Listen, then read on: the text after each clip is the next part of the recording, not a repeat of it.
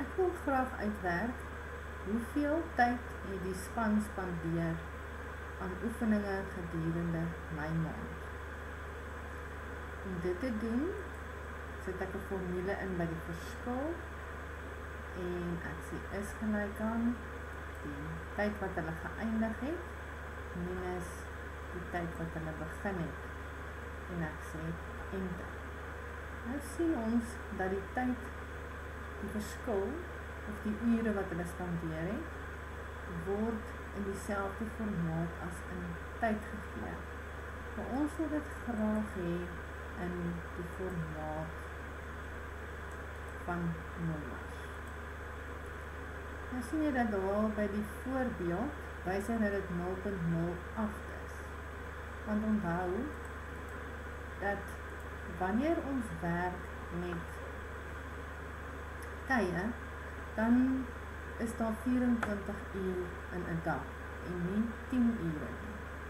Daarom is dit nodig dat ons in ons formule hakies insit en dit maal met 24. En dan sal hy vir ons wys die verskil is 2. Ons wil ook die ander datums, tye bereken.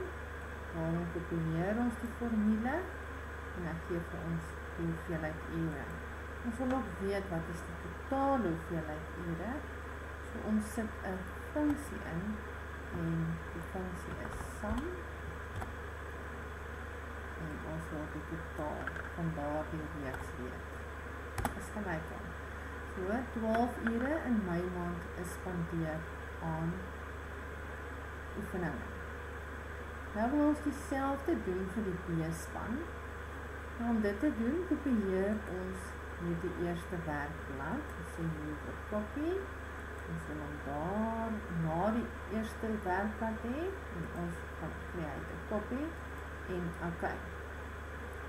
Nou kan ons die werkblaaie herbenoem om seker te maak dat ons weet watter is A-span en watter is B-span.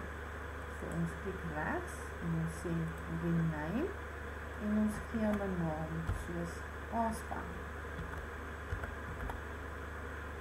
En dan die tweede ene herbenoem ons ook as B-span. Nou gaan ons net veranderinge aanbring en ons sê dit is die B-span. Nou die B-span het ander tye geoefen as die A-span, daarom is dit nodig dat ons die tye verander. Hulle het op 'n Dinsdag van 3 uur tot 5 uur geoefen. En op 'n Donderdag van 3:30 tot 4:00. Dit is dat ons ure verander. Van daardie dan kopieer. En dan het elke Dinsdag en Donderdag op dieselfde tyd spandeer.